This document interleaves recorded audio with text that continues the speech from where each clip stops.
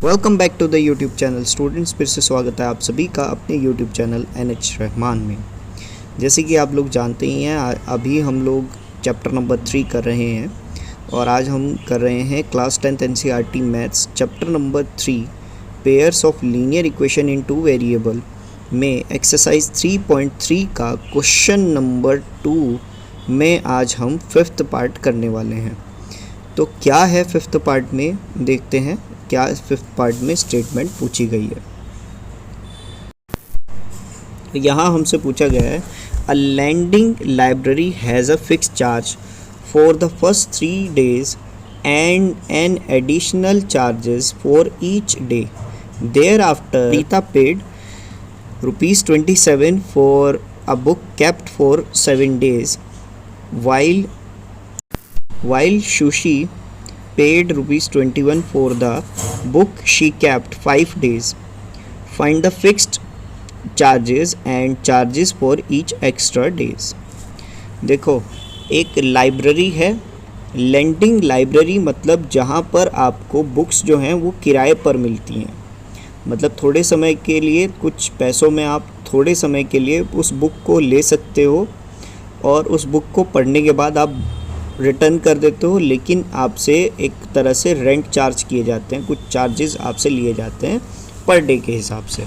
तो लाइब्रेरी ने landing library है, मतलब वो बुक्स जो है किराए पर देती है आपको, लेकिन वहाँ पर आपसे फिक्स चार्जेस लिए जाते हैं फर्स्ट 3 days के, मतलब पहले 3 दिन के आपसे फिक्स चार्जेस लिए जाते हैं। प्लस नंबर ऑफ डेज, जितने भी दिन आपने वो बुक रखी, ठीक है, जितने भी दिन आपने वो बुक रखी वो भी आपको देने पड़ते हैं। अगर 3 दिन तो आपके कोई भी चार्जेस हैं 3 दिन के, वो तो आपको देने ही देने हैं। उस 3 दिन के बाद भी अगर आपने वो बुक अपने पास रखी तो आपको कुछ नंबर ऑफ डेज़ के हिसाब से आपको बुक देनी पड़ेगी। तो हमारे पास यहाँ 2 स्टूडेंट हैं, एक है सरिता, दूसरी है सुशी। तो सरिता ने जो बुक ली वो 7 days के लिए ली, तो 7 के हिसाब से 3 days तो अलग हो गए, 4 days उन्होंने नंबर ऑफ डेज एक्स्ट्रा जो लिए हैं। 3 days वो फिक्स डेज हो गए जिसमें उन्होंने वो बुक रखी है, और बाकी के जो 4 days हैं वो नंबर ऑफ डेज़ हैं। तो ये 3 days कितने बने और ये नंबर ऑफ डेज़ कितने बने। वहीं सुशी की बात करें तो सुशी ने वो 5 days के लिए बुक लेकर गई थी और उनको ₹21 पे करने पड़े। तो 5 days का मतलब 3 तो फिक्स डेज़ हो गए और जो 2 days हैं वो वैसे हो गए। तो सरिता ने ₹27 पे किए और सुशी ने ₹21 पे किए। तो इस हिसाब से अगर हम क्वेश्चन को जानने की कोशिश करें तो पहले तो हम ये लिख देते हैं, let us assume that the fix charges for the first 3 days, ये जो शुरू के 3 दिन है of landing library will be considered as X। तो जितने भी चार्जेस जो कि फिक्स चार्जेस हैं उसको हम कंसिडर कर रहे हैं X से, तो यहाँ पर हम X लिख लेते हैं। And the other days charges will be Y। अब देखो, वो पर डे के हिसाब से चार्ज ले रहे हैं। जैसे 4 दिन का कितना होगा, 4 days का, 4 days के चार्जेस कितने होंगे और 2 days के चार्जेस कितने होंगे, तो इसके बारे में हमें कोई जानकारी नहीं है। तो हम लोग ऐसे बोल देंगे कि X + 4Y। देखो 3 दिन के लिए तो ले रहे हैं, लेकिन कितने चार्जेस कर रहे हैं आप, 3 दिन के लिए कितने फिक्स चार्जेस ले रहे हैं, ये भी तो सवाल है ना। 3 दिन के लिए आप ले रहे हो, लेकिन फिक्स चार्जेस वो जो 3 दिन के लिए ले रहे हो वो कितने, प्लस जो आपने एक्स्ट्रा चार्जेस रखे हैं वो कितने, ठीक है ना। तो सरिता ने पे किए 27। इस हिसाब से हमारी एक इक्वेशन अपने आप तैयार हो गई, वो है X + 4Y = 27, और दूसरी इक्वेशन अपने आप तैयार हो गई X + 2Y = 21। ये सुशी की हो गई। तो हम लिख देंगे hence Sarita paid for the book 7 days, यानी 7 days का मतलब 3 + 4, और 3 यानी X और 4 यानी 4Y = 27। एक इक्वेशन ये हो गई, और दूसरी equation hence the Sushi had paid for a book for 5 days, 3 + 2, तो X + 2Y = 21। अब क्योंकि क्वेश्चन ने हमसे कहा था क्वेश्चन नंबर 2 के क्वेश्चन ने कहा था कि हर एक स्टेटमेंट को एलिमिनेशन मेथड से सॉर्ट आउट करनी है। तो हम क्या करेंगे, सब्ट्रैक्ट कर देंगे। अब आपके मन में ख्याल आएगा कि सब्ट्रैक्ट क्यों कर रहे हैं, तो भैया देखो यहाँ x ये भी पॉजिटिव है और नीचे वाली इक्वेशन में भी x पॉजिटिव है, तो इक्वेशन 1 और इक्वेशन 2 तो इनको कंसिडर कर ही दिया। तो हम बोल देंगे कि सब्ट्रैक्ट इक्वेशन 1 फ्रॉम इक्वेशन 2। तो इक्वेशन 1 पहले लिखेंगे, इक्वेशन 2 बाद में लिखेंगे। जल्दी कीजिए। तो सब्ट्रैक्ट करने पर क्या होता है, साइन चेंज हो जाते हैं, साइन चेंज हो गए। तो x से x चला गया, 4y से 2y गया तो 2y बचता है। 27 में से 21 लेस होंगे तो 6 बचेगा। 2 यहाँ मल्टीप्लाई तो दूसरी ओर जाकर डिवाइड हो सकता है। 2 1 ज़ा 2 और 2 3 ज़ा 6 होता है। तो y की वैल्यू आपकी 3 आ चुकी है। ये y की वैल्यू हम इक्वेशन 1 में रख देंगे। तो लिखेंगे from equation 1 x plus 4y equals to 27, ये इक्वेशन 1 थी हमारी। तो यहाँ पर हमें 3 रख देना है y के प्लेस पर, तो रख दिया। 4 इंटू 3 होता है 12। 12 यहाँ प्लस का है, दूसरी ओर जाकर माइनस का हो सकता है। और 27 में से 12 माइनस होंगे तो आपका बचेगा 15। यानी जो पर डे के चार्जेस हैं वो y था, यानी वो 3 रुपीज़ पर डे के हिसाब से चार्जेस लेते हैं। और जो फिक्स चार्जेस हैं 3 दिन के लिए वो 15 रुपीज़ हैं। तो आई होप सो आपको ये क्वेश्चन क्लियर हो चुका होगा, क्रिस्टल क्लियर हो चुका होगा। अब आप एक स्टेटमेंट डालेंगे और इस क्वेश्चन को फाइनल कर देंगे। लिखिए statement, hence the fix charges the lending library has taken ₹15 for 3 days and the charges paid per day extra per day, that is for extra per day, that is 3 rupees। तो I hope so ये question आपको clear हो चुका होगा। अब आप इसको note कर सकते हैं अपनी अपनी नोटबुक में बगैर किसी चिंता परेशानी के। तो जल्दी कीजिए।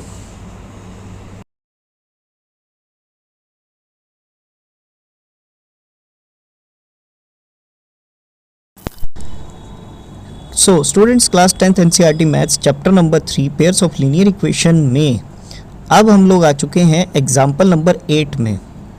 तो एग्जाम्पल नंबर 8 में हमें क्या गिवन है देखते हैं। यहाँ पर हमें गिवन है the ratio of the income of the 2 persons is 9:7 and the ratio of their expenditure is 4:3। Income का मतलब आपको पता ही होगा, जो बच्चे कॉमर्स में जाना चाहते हैं तो उनके लिए मैं बता दूं, इनकम का मतलब उसकी कमाई कितनी हुई। वैसे ये एक नॉर्मल सा वर्ड है। एक्सपेंडिचर का मतलब हो गया आपका खर्चा, ठीक है। तो कितना खर्चा हुआ। अगर 2 पर्सन्स हैं जो कि उनकी दोनों की इनकम का रेशो अगर हम पता लगाएं तो वो 9:7 है, और उनका एक्सपेंडिचर का जो खर्चा है वो 4:3 है। यानी अगर एक पर्सन ए है और दूसरा पर्सन बी है तो ए पर्सन जो है उसका जो पूरा का पूरी कमाई है वो 9 है, और जो उसका खर्चा है वो 4 है, और बी उसी अकॉर्डिंग रखें तो 7 उसका जो है इनकम है और 3 उसका खर्चा है, यानी एक्सपेंडिचर है। तो इस हिसाब से अब हमें ये तो पता नहीं है कि उनकी इनकम कितनी है और एक्सपेंडिचर कितना है। अच्छा, आगे उन्होंने ये बताया है if each of them manage to save 2000 rupees per month. तो दोनों के दोनों किसी भी तरीके से मैनेज करके 2000 रुपये पर मंथ सेव कर लेते हैं। सेव करने का मतलब हो गया कि वो बचा लेते हैं। देखो, इनकम जितनी भी होगी उसमें से लेस करेंगे, आपका जितना भी खर्चा होगा तो आपका सेविंग आ जाएंगी। सेविंग का मतलब हो गया कि आपने वो पैसा जो बच गया, जितना आपके पास पैसा था उसमें से जितना भी खर्च हुआ, खर्च होने के बाद जो बच गया, बचने के बाद उस पैसे को आपने बैंक में या फिर किसी भी ऐसी प्लेस पर रख दिया, या अपने गुल्लक में या कहीं पर भी आपने रख दिया, जिसके बाद आप जो है उसको सेव कर पाए। तो income minus expenditure equals to save हो चुका है। आगे अगर आप इसको आगे देखेंगे तो आगे लिखा है, तो फाइंड देयर मंथली इनकम, उनकी मंथली इनकम कितनी हुई। तो जिन बच्चों को एक चीज़ और भी बता दूं, जिन बच्चों को रेशो के बारे में नहीं पता तो उनको मैं थोड़ी सी हिंट दे देता हूं। तो मान लीजिए कोई नंबर हो गया, मतलब किसी भी पर्सन की हमने 2 पर्सन की इनकम सोच ली कि किसी की इनकम जो है वो 20,000 है और दूसरे पर्सन की इनकम जो है वो 15,000 है। तो अगर हम इनका रेशो निकालने की कोशिश करेंगे, यानी इनको डिवाइड में रख देंगे। डिवाइड होने के बाद अगर ये 0 से 0 कटा, फिर बचता है आपका 20/15 और फिर ये भी कट गया तो ये 4/3 यानी 4:3 बचता है। तो आप ये अंदाज़ा लगा सकते हो कि इनकी इनकम इतनी थी, लेकिन इनका जो रेशो आया वो कितना आया, ठीक है, 4:3 आया। इस तरीके से हम लोग रेशो रखते हैं। अब देखो, अगर इसी नंबर को वापस से बुलाना है, यानी 4:3 में वापस से उसी नंबर को बुलाना है, तो हमें क्या रखना पड़ेगा, हमें वापस से मल्टीप्लाई करना पड़ेगा 5 से। तो इसी तरीके से हम लोग, अगर वो 5 नहीं पता तो हम इस तरीके से भी रख सकते हैं 4x और 3x, ठीक है। तो मेरे ख्याल से आपको ये बात क्लियर हो चुकी होगी। तो हम लोग ये एज्यूम कर लेंगे यहाँ पर, तो हम लोग ये एज्यूम कर लेंगे, let us assume that the total income will be multiply by x, जितनी भी उनकी टोटल इनकम है वो x है, and the total expenditure will be multiply by y, जो भी उनकी टोटल एक्सपेंडिचर है, जितना भी टोटल खर्चा है वो y है। अब अगर उनकी दोनों पर्सन्स की हम इनकम का रेशो देखें वो 9:7 गिवन है, और दोनों पर्सन्स के अगर हम एक्सपेंडिचर का रेशो देखें वो 4:3 है। Each of them manage to save 2,000 rupees, तो किसी भी तरीके से वो मैनेज करके 2,000 रुपये बचा रहे हैं। अब दोबारा से मैं वही बात आपको दोहराता हूँ कि अगर हम लोग इनकम में से लेस करें एक्सपेंडिचर तो आपका 2,000 आएगा। अब ए जो था उसने बचाया 9 और खर्च किया 4, तो हमें तो नहीं पता ना वो नंबर किससे मल्टीप्लाई हुआ, ठीक है। तो हमने ये माना यहाँ पे कि टोटल इनकम जो है वो x है, तो 9 की मल्टीप्लाई x से करेंगे, और टोटल एक्सपेंडिचर जो है वो y है, तो 4 की मल्टीप्लाई y से कर देंगे। तो ऐसे में 9x - 4y, और वो बचा रहा है 2,000 रुपीज़। वहीं पर्सन बी की इसी तरीके से इक्वेशन आ जाएगी 7x - 3y = 2,000 रुपीज़। तो एक इक्वेशन ये और दूसरी इक्वेशन ये। अब हम क्या करेंगे, दोनों को एलिमिनेशन मेथड से हमें सॉर्ट आउट करना है। तो कैसे करेंगे, और तो यहाँ पे प्रॉब्लम ये हो गई, यहाँ पर तो है 9x और यहाँ है 7x। तो देखा जाए तो ना तो 9 के टेबल में कहीं पर 7 आता है, ना ही 7 के टेबल पर 9 आता है। दोनों आपस में कंपोजिट नंबर हैं और दोनों एक दूसरे के टेबल्स में नहीं आते, और दोनों के टेबल में कोई भी नंबर ऐसा नहीं है जो सेम आता हो। वहीं हम 4 और 3 की बात करें तो दोनों नंबर जो हैं वो एक दूसरे के टेबल में नहीं आते, ना तो 3 के टेबल में 4 आता है, नहीं 4 के टेबल में 3 आता है। और यहाँ पर एक और गतिविधि आ चुकी है, वो गतिविधि ये है। तो गतिविधि यह है कि दोनों के टेबल में 12 ज़रूर आता है, 4 के टेबल में भी और 3 के टेबल में भी 12 ज़रूर आता है। तो अब हम क्या करेंगे, तो ध्यान से सुनिए, हम लोग क्या करेंगे, जैसे कि आपकी इक्वेशन नंबर 1 थी ये, तो इसमें हम लोग यहाँ पर देखो 4 था, तो इसमें हम लोग क्या करेंगे 3 से मल्टीप्लाई कर देंगे दोनों तरफ। वही इक्वेशन नंबर 2 जो थी यहाँ पर 3 था, तो यहाँ पर दोनों तरफ हम 4 से मल्टीप्लाई कर देंगे। तो अंदर अब पहले यहाँ पर आ जाते हैं, इक्वेशन 1 में देखते हैं। तो 3 × 9 27 होता है और 3 × 4 12 होता है। 3 × 2 6000 आ जाएगा आपका। तो एक इक्वेशन नंबर 3 आपकी ये रेडी हो गई, 27x - 12y = 6000। वहीं इक्वेशन 2 के अकॉर्डिंग 4 7 से 28 होता है और 4 3 से 12 होता है और 4 × 2 8 होता है। तो दूसरी इक्वेशन, 4th इक्वेशन आपकी अपने आप ही ये तैयार हो गई। तो अब देखा जाए तो दोनों में 12 आ रहा है और वो भी लेस का। तो बच्चों जल्दी से बताइए मुझे, जब भी आपके पास साइन सेम होते हैं एलिमिनेशन मेथड में, तो हम लोग ऐड करते हैं या सब्ट्रैक्ट करते हैं? सोचिए, जल्दी सोचिए, 5 सेकंड देते हैं आपको।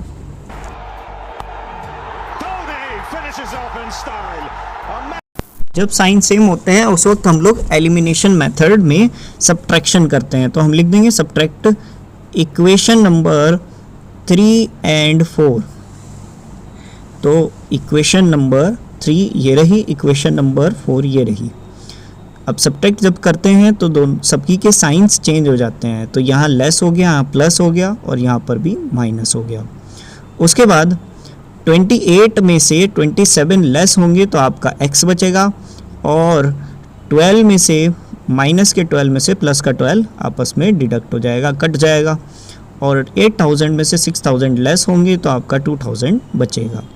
तो x की वैल्यू आपकी 2000 आ चुकी है, यानी दोनों का जो एक्सपेंडिचर, दोनों की जो इनकम है वो 2000 है। तो अगर इनकम के अकॉर्डिंग हम लोग देखते हैं तो इनकम अगर ए की देखते हैं तो ए के हिसाब से दोनों का रेशो कितना था, 9/9 रेशो 7, यानी 9/7। तो 9 × 2 करेंगे आप, 9 × 2 करेंगे तो 18,000 आएगा, और 7 × 2 14,000 आएगा। यानी दोनों की इनकम, पर्सन ए की इनकम इतनी है और पर्सन बी की इनकम इतनी है। तो आई होप सो यहाँ तक तो क्लियर हो चुका होगा। तो हम लोग ये समझ सकते हैं यहाँ तक हमारा क्वेश्चन समाप्त हो गया। क्यों? क्योंकि इनकम ही तो पूछा गया था और इनकम हमने बता दी। लेकिन एनसीईआरटी में अगर आप देखेंगे तो वहाँ पर एक्सपेंडिचर भी उन्होंने अलग से फाइंड आउट किया है। तो बेहतर रहेगा हम एक्सपेंडिचर भी फाइंड आउट कर लेते हैं। तो हम ये x की जो वैल्यू है 2000 ये रखते हैं यहाँ पर, put x equals to 2000 in equation 2। तो इक्वेशन 2 थी आपकी कुछ इस तरीके से, 7x - 3y इक्वल्स टू 2000। तो x की प्लेस पर हमने 2000 रख दिया, 7 × 2 14,000 होगा, और ये 3y यहाँ माइनस का है, दूसरी ओर जाकर प्लस का हो जाएगा, वहीं 2000 यहाँ पर माइनस का हो जाएगा। अब 14,000 में से 2000 लेस होंगे तो आपका बचता है 12,000, और ये 3 यहाँ मल्टीप्लाई तो दूसरी ओर जाकर डिवाइड हो जाएगा। तो y की वैल्यू आपकी आ जाएगी 4000। तो आई होप सो यहाँ तक तो क्लियर हो चुका होगा आपको। तो एक्सपेंडिचर का जो मल्टीप्लाई नंबर है वो 4000 है। आगे हम लोग करते हैं, तो आगे हम लोग एक्सपेंडिचर्स भी फाइंड आउट कर लेते हैं। तो पर्सन ए का एक्सपेंडिचर 4000 है और पर्सन बी का एक्सपेंडिचर 4 × 4000 है, और पर्सन बी का एक्सपेंडिचर 3 × 4000 है। तो पर्सन ए का एक्सपेंडिचर 4 × 4000 यानी 16,000 है, और पर्सन बी का जो है वो 3 × 4 यानी 12,000 है। तो ये आपका यहाँ तक क्लियर हो चुका होगा। अब ज़रा सेविंग भी देख लेते हैं। तो सेविंग के हिसाब से अगर पर्सन ए पर आए तो पर्सन ए 18,000 उनकी इनकम थी, और उनका जो एक्सपेंडिचर था वो 16,000 का था। तो लेस करेंगे तो 2,000 आएगा। ये क्योंकि हम वेरिफिकेशन करने के लिए कर रहे हैं, वेरीफाई करने के लिए हमारा आंसर सही है कि नहीं। आगे हम लोग कर देखते हैं। तो पर्सन बी जो है उनका जो एक्सपेंडिचर है, उनका एक्सपेंडिचर जो है वो हमारा 12,000 आया, और इनकम जो है उनकी 14,000 आई। तो 14,000 - 12,000 आपका 2,000 आ जाएगा। तो आई होप सो ये चीज़ आपकी क्लियर हो चुकी है। दोनों में वेरीफाई करने के बाद भी 2000 रुपीज़ ही सेव हो रहे हैं। तो आई होप सो ये सब क्लियर हो गया होगा। अब आप लोग नोट कर सकते हैं इसको अपनी अपनी नोटबुक में बगैर किसी चिंता परेशानी के। तो जल्दी कीजिए, बगैर चिंता के लीजिए। सो स्टूडेंट्स, अगर आपने ये वीडियो यहाँ तक देख ली है तो मैं आप सभी से कहना चाहूँगा thank you very much, thanks for watching this video, and don't forget to like and subscribe. और हम इस तरीके का कंटेंट बनाते रहते हैं, आपके लिए बनाते रहेंगे, और इस तरीके की वीडियो आपकी आती रहेंगी। जल्द ही हम लोग ये चैप्टर नंबर 3 समाप्त करने वाले हैं, और लास्ट वीडियो आने वाली है जो कि आपकी ट्यूसडे में आएगी, और ये वीडियो लास्ट वीडियो होगी इस चैप्टर की। इसके बाद हम नेक्स्ट चैप्टर शुरू करेंगे। आप कौन सा चैप्टर देखना चाहते हैं अपने यूट्यूब चैनल पर, तो वो आप कमेंट बॉक्स में लिख सकते हैं। हम उसी हिसाब से न्यू चैप्टर स्टार्ट करेंगे। तो 2 चैप्टर्स में आपस में कंपैरिजन हो रहा है, या तो हम लोग ट्रायंगल चैप्टर शुरू कर सकते हैं या फिर कोऑर्डिनेट ज्योमेट्री, क्लास 10th की कोऑर्डिनेट ज्योमेट्री स्टार्ट कर सकते हैं। तो दोनों में से कौन सा चैप्टर आप देखना चाहेंगे तो हमें कमेंट बॉक्स में ज़रूर बताएं, and don't forget to like and subscribe.